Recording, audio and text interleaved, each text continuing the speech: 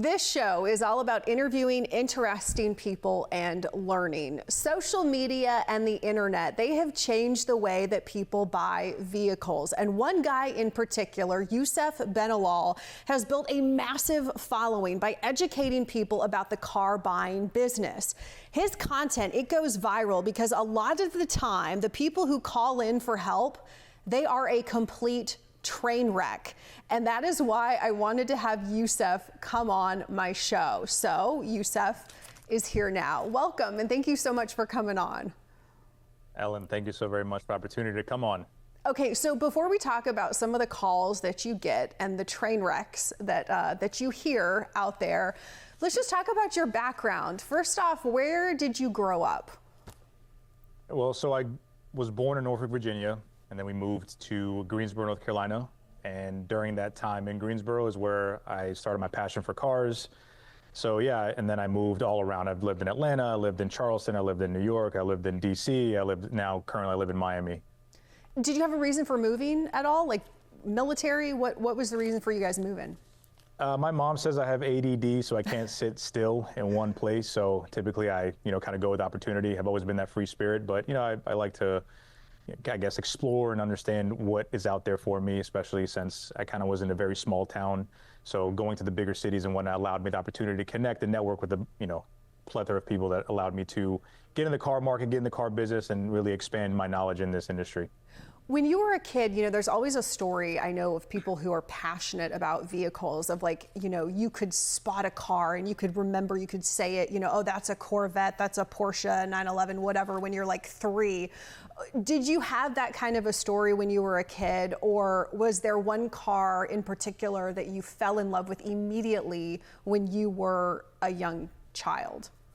Sure. So it's my passion for vehicles actually translated through taking apart all of our belongings in the home. I got in so much trouble for taking apart TVs and VCRs. I was always fascinated and interested in how things work.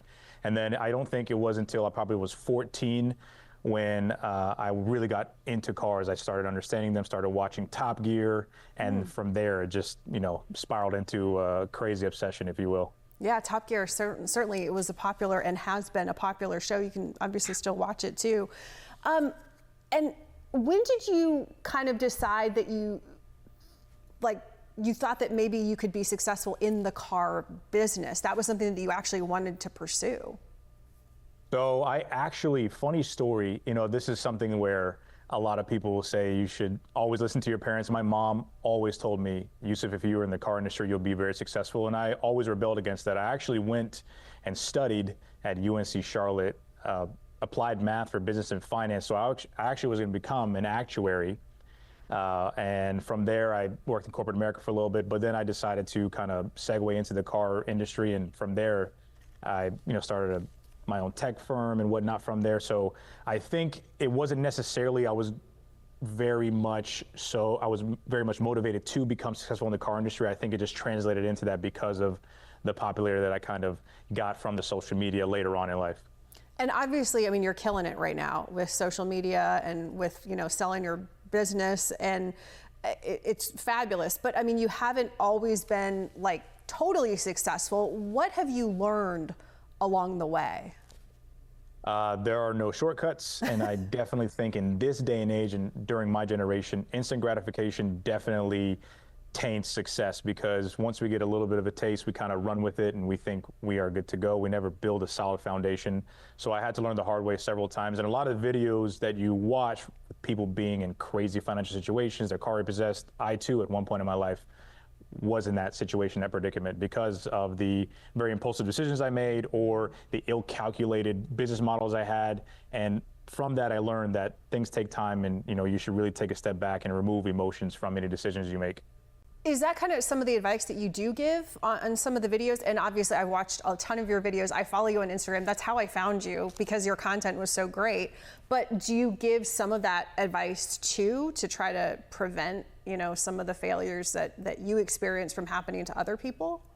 Absolutely. And I think because of that assimilation, because of that similarity, people see me as like, oh, this guy is so successful. I'm far from where I started, but I'm nowhere near where I want to be. And I'm working towards that. But I think the videos encapsulate sort of a image per se of like people that are just like so captivated by the fact that people can be in that situation.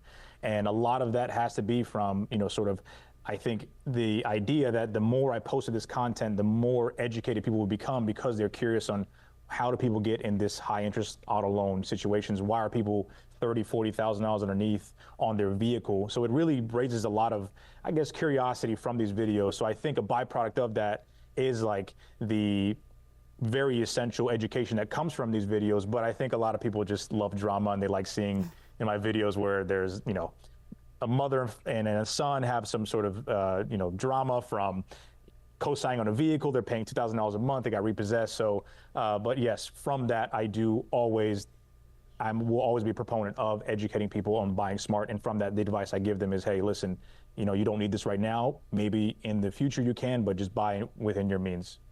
When did you start creating the social media content, and when did it start taking off? So before all of the car content, I actually gained my notoriety from doing food reviews in Greensboro, North Carolina. I was sort of like a little bit of a Keith Lee mix. I was going to a lot of these mom and pop shops and just sort of saying, hey, this place is here. It's not in the best part of town, but they have great food. And that spiraled into crazy fame. And then I kind of was looking at where I was in the car market. I had started a little side gig. I had a tech startup, failed tremendously. I was living in DC. To the point where I had enough money to move my family. Unfortunately, I failed. I had to move everybody back to Greensboro, North Carolina. And from there, I had a friend of mine, his name is Nick, who was gracious enough to introduce me into his dealership where I would fix the cars. And that's where I started filming me fixing these, cash cars that were $3,000, $4,000. And then he would sell it and we would split the profits. So I decided, I was like, you know what? There is so much conversations and questions about why are cars so expensive. This is during COVID or post-COVID, maybe a year or two after. If you remember, there were so many crazy stories of people buying Toyota Corollas for $30,000, $40,000 or Kias for $40,000. So I went to the auction, recorded a video, and that was that. I think I had 7 or 8 million views on that. Then I started incorporating customer calls. So that's when the car content really took off, was essentially from the auction video that I got banned from for 90 days for posting that, but that's another story. Yeah, so what happened at the auction, and what was the video about? I think I got a little too carried away, and at the auction, the rules are you can't record. I get that, and I broke that rule 100%, but it gave a little bit of a behind the scenes sort of take to people always understanding and kind of questioning. I think as a dealer, people think that most dealers make $10,000, $15,000 a month on a vehicle. That is far from the truth. I mean, our profit margins are between 8 and 10%. So you're looking at, if I'm selling a $50,000 car, I'm making maybe between $3,000 and $5,000. So I wanted people to know that we're buying cars, for almost what they're paying for at the auction. And I think when that happened, a lot of dealers were calling the auction saying, oh man, ban this guy. He's showing what we're paying. He shouldn't be doing that. Then banks were calling because a lot of the auctions house a lot of the repossessions from, people defaulting on loans. They take it to the auction, and dealers like myself can bid on these vehicles and then post them back up for sale once we recondition them. Banks weren't happy with that. So I got a call from one of the heads at the auction saying, hey, Yusuf, you didn't do, right by us, so we're going to ban you for 90 days and you can't bid on cars. So that kind of hurt me a little bit, but at the same time, it kind of helped me understand that there really needs to be some sort of transparency in the game, because if everybody brags about what they pay for everything else, but car dealers are so secretive about what they pay for vehicles, I just think it's unfair. Yeah. Well, and again, when I introed you, I said that your content is going viral because, not only are you posting calls of people that are calling in that honestly are kind of a train wreck, but also you're educating people about the car buying business. And when you post content about the auction, for example, and you're kind of helping people save money, and you're educating them about how maybe you can buy a car through an auction, or how can you buy a car through maybe one that was repossessed. People want that content, and so you're kind of showing them kind of a way to get around the traditional car dealership, and that's content that didn't exist before, and it's like they didn't know that before. So it's really fascinating, and I think people want to know that. Absolutely. And I think one misconception that I tried to readjust and redirect is, unfortunately, you have to be a dealer to buy these repossessed vehicles. And just because a vehicle's has been repossessed and is being sold as a repossession doesn't necessarily mean that I'm gonna get it at a 50% discount. You know, the market value of a vehicle is dependent on its condition, also its year, its mileage. Repossession is just a status of the vehicle. Now, repossessions tend to be in a little bit worse condition because if they're being repossessed, it's from a profile that, you know, doesn't really take care of their bills or whatnot. So that in itself may mean it's cheaper, but doesn't necessarily mean that you're getting a huge discount. But I couldn't control that narrative, but, you know, the content kept getting more viral, and I stuck with it, you know, just readdressing those concerns. So I think more so wasn't so much how can people buy vehicles without dealerships. It was more so letting people know this is the reality when you are over leveraged, when you are just buying a vehicle with little to no money down, not understanding what credit is, not understanding what interest is, and then you're going to go trade out, or life, kind of gets difficult for everybody, and now you have to choose between rent and paying your car note, which has been multiple times. But I think also the key takeaway from this as well is not only is it another avenue for education, I really think it's also a wake-up call for most people on their spending habits and their financial literacy for everything else. You know, it's crazy to me that a lot of people didn't really understand what interest was. I want to play one of those viral calls, and then we're Sure. going to get your reaction kind of on the other side of this. This is one of Absolutely. those calls, and it involves a woman who has called you, and she paid an insane amount for a Toyota Highlander. Nothing against a Toyota, nothing against that. You were paying $1,400 a month for a Toyota Highlander? I got your message about our 2024 Mercedes GLB. Yes, So- I'm really interested in that car. On your profile, we have 693 credit score. Yeah, I bought this 2020 Toyota Highlander. It has like the highest trim level and everything. I'm really just trying to trade that in. I was able to go ahead and just pay it off, $1,400, which was, I know, crazy, but Whoa. What? You were paying I know. $1,400 a month for a Toyota Highlander? look, this is what I'm trying to trade in right now. Paid it off. So she called you, she said she was paying $1,400 a month for a Toyota Highlander, which, I mean, over like 72, she did a 72-month payment. Insane. You figured out how much she had paid, basically like doubled. I mean, basically paid $100,000 essentially for a Toyota Highlander. What took me away was the fact that was in that call, she seemed as if that was normal. If you play the video a little bit more into the end, she said it was just 18% interest rate, which is, the average used car interest rate when she bought it was probably 4 to 6%. So you're talking about almost quadruple what the typical interest rate should have been. Now, I will give her credit that she paid off that car fully. Not a lot of people do that, especially in these tough economic times. So I was just absolutely shocked at the fact that, it was $1,400, which, to give you context, that's the payment of a Porsche Panamera or a very high-end luxury vehicle.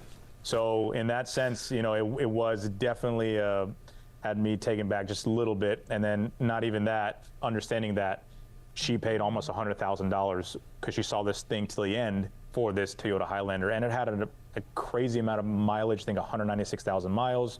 And I think now she wants to get into a different loan. She was trying to buy one of our vehicles, a 2024 Mercedes, which again, I am not going to tell people don't buy a vehicle, but after going through that experience, I think it should be eye-opening for her and anybody watching that video that, oh wow, I did not know that interest was an expense. I did not know that if you don't do things correctly or try to shop the deal or try to get the best interest rate, you'll be paying what is a mortgage for most of Americans or rent for most of Americans for a vehicle that'll depreciate all the way to probably 10 to 15 grand.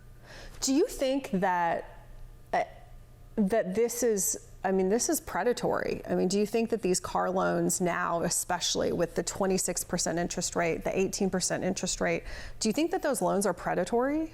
Absolutely. I mean, this is basically a credit card, rate that you're getting for a collateralized loan.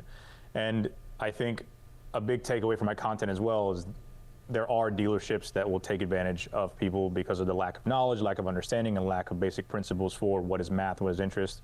But at the same time, too, we got to have our own intuition to understand that $1,400 sounds a lot when I'm making $3-4 grand a month. Hats off to her for paying it off. There was one call that really stood out to me, and I think it stood out to you and anyone who follows you, but there was a woman who, I think she had like 150 grand in cash. She called you up. She said that she wanted to buy a G-Wagon. She's living with her mom, she said. And I think the assumption was that she was a dancer. And so everybody, I think she told you she was a dancer actually, right? Is that right? Yep. Okay, she told you she was a dancer, so I'm not just like assuming that. And whatever, you make your money the way you make your money, whatever, okay? And she wanted to buy a G-Wagon, literally said, I want to buy a G-Wagon. And so the comments, I mean, like, and that is where everybody goes, okay, I'm coming here for the comments, literally. And everyone goes, don't buy a G-Wagon, like, invest that money, or, you know, buy a condo, or buy something where that money is going to grow, or, you know, you're probably not going to have the body for the rest of your life, maybe save the money. So why on earth do you think, Yusuf, you are getting these calls? Why do you think people trust you? Because they're allowing you to put these train wreck stories out there into the world for people to judge, and they're okay with that. I question that myself, Ellen, but I think a lot of people, because of the transparency that I try to, showcase through my content and really help people understand that this is a business transaction and you have full power to say yes or no. I think a lot of people through that kind of find my personality very welcoming and very inviting, so they feel comfortable with these situations, knowing that this is being recorded and they might get some guidance. I'm not here to pay for people's financial mistake, but at the same time, I think with that being said, a lot of people do open up to me because it's just, I think I translated from a car dealer to a therapist at some point, because, or even a financial advisor. I'm not a financial advisor, but like you said in that video, her saying it over and over and not kind of redirecting to say, I should buy a home, I should fix my credit, and her credit was in the 500s, was just, I mean, you just think about that. You're like, wow, priorities are all the way screwed up. I don't care if you're a dancer, or you're an engineer, or a doctor. So I think a lot of feedback that I got was people like opening up to me. They find my advice, very encouraging, very straightforward. There's not a lot of like fluff in it. And then also I think a lot of people like my personality, so they kind of open up a little bit more so than they would to some other person that would, shoot content, especially when it comes to buying and selling. So I think that's why my content also has been call after call of these people. When one comes in that's captivating, the floodgates open up to see like, oh, what can Yusuf do for me? And the reality is, most cases I can't do anything. I'm not going to fork out 50, 60 grand out of my pocket to help you get into a different vehicle. I won't put myself in a bad position or my business because you made a bad decision, but it makes for good educational content so people can hear like, I was going to buy a Mercedes at 18%. I'm definitely not going to do that now. Or I have 100 grand. I was going to buy a Range Rover Mercedes. Now I'm going to go buy a home. Right, that's true. And she ended up not getting the G-Wagon too. She did not, and I think I have a follow-up video. She said she bought a home and she bought a cheaper car. Again, I think a lot of people look at those comments and they want to, save face. So it could have been a situation where she was trying to save face, but I give her the benefit of the doubt. Hopefully she didn't, and she bought it. But it has been the norm. Most people, that if I can't get them into a vehicle that they really want, most times they're going to go to somebody else. They're going to get it, and I find out later on that they end up doing that bad decision, and hey, I mean, they'll find out the hard way, right? So yeah, there was one call where the guy had the worst credit that you had ever heard. Credit score was like 395, I think. Is that the worst credit score that you've ever heard of? Yeah, I think he even asked. I think he even said, he's like, does it even go that low or something like that? So he was even shocked that you could have a low credit score. But yes, and I mean that is going to haunt that guy for the rest of his life. Absolutely, and to be that disassociated from, you can see your credit score in any banking app, Credit Karma. Now, it doesn't give you the most accurate representation of your credit score, but it gives you an idea. Yeah. And I think another part of the content allows a lot of the viewers to understand that these decisions can either govern your life or give you financial freedom. And a lot of times when you succumb to your whims and your desires and you want to get this car at $500 down, it's 30% interest rate, you're like, oh my God, I'm going to be showing off and people are going to accept me and give me acknowledgement. And then 2 years down the road or 6 months down the road, it catches up to them, or they find out they got to pay expensive maintenance on it, and they end up calling me or other dealers saying, hey, you know what, I can't afford this car anymore. I'm like, unfortunately, like, you didn't bite off any of the principal, you paid only interest, you don't have a lot of money down, your credit is still crap. There's nothing that I can do at this point, so you're just gonna have to understand that this is a lesson for you. So yeah, are you seeing, I mean, you go to auctions, you're dealing with cars, are you seeing more repos right now? I mean, we've talked about affordability. Affordability is like the #1 issue right now in America for so many people. So you're seeing more repossessions just in general? Absolutely. I think I think that's been a pretty hot topic the last year. I think there are going to be over 3 million vehicles that have been repossessed in 2025. And like you said, vehicle affordability is amongst many conversations of, what's going on right now in America when it comes to inflation and any sort of affordability when it comes to housing or even, it seems everything gets more expensive and we make less money, and a lot of people are jumping into, sort of swimming against this, financial crisis, this current financial crisis, and it's really hard and frustrating sometimes financially to get a good foot in the ground when you're being hit by this and that. So yeah, I see plenty of repossessions hitting the lot, and I think a lot of that has to be from, like you said, lending rules are changing. People aren't, kind of getting into the same deals that they were during COVID. COVID lending rules were way different. I mean, I think a lot of that had to do with a lot of dealerships are doing, deals straight to your home. A lot of lenders were saying, hey, a lot of people aren't coming out of their home, so let's change lending rules. Let's lessen the requirements and credibility. So everybody was getting into a car at $500 down. Fraud was at an all-time high because the measures we would take when you come into dealership were no longer existent during COVID time. So if COVID, it was in 2019, 2020, we're 25, 26. This is typically the end of the cycle of a lot of people in their vehicles. As far as just like social media in general, I mean, that's how I found you, and that's how hundreds of thousands of people have found you. It's also kind of how you were found to sell your business. So, I mean, social media has been this just catapult for you, a success story for you. Has there been a negative aspect of social media, though, that maybe you wish doesn't exist? One negative aspect is Yusuf is like the person to go to get out of very bad, crazy deals. The negativity from that being, I get a huge inflow of people calling about vehicles, or they're distressed financially.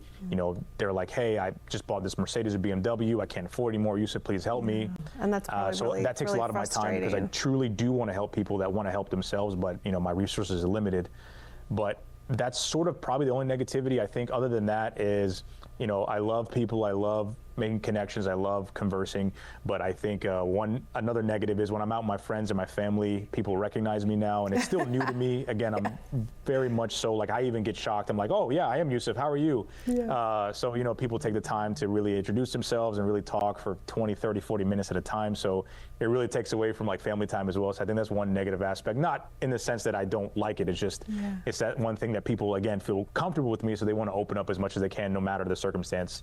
So other than that, I think it's been pretty positive. I had so many positive reviews, so many positive feedback. Yusuf, I didn't do this because of you. Yusuf, I actually changed my course because of you. Yusuf, I opened up a business because of you. Yusuf, I opened up social media, it's changed my life. So I think the negatives are, not even in the picture, because there's been so much positivity from these videos that I post in my content. Yeah, when I was talking to you, you were out of town. I guess you were in Atlanta last week, and you said some random person recognized you. You were just driving in a car, and so yeah, you're this celebrity now, which is awesome. Where can people find you if they don't follow you now? Because again, you guys, I totally recommend following him, and the calls are just, again, if you're not even in that situation, it's just kind of fun to listen to these calls. Where can they find you, Yusuf?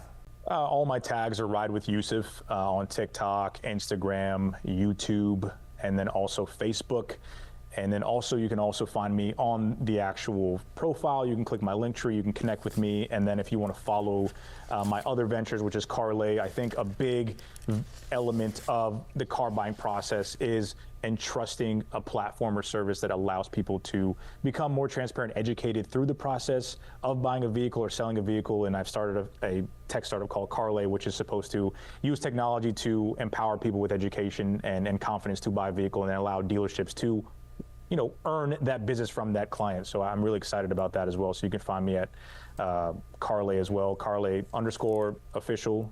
But yeah, that's typically how people find me. Or if you just go on social media and look up crazy car deals, I'm sure I'll be on the Discover Yes. page on any of the social media platforms. Okay, Yusuf, thank you so much for joining us. I really appreciate it. And guys, thank you for watching this episode of The Curious Bee with Ellen McNamara. We have more episodes up. They're always free on Fox Local.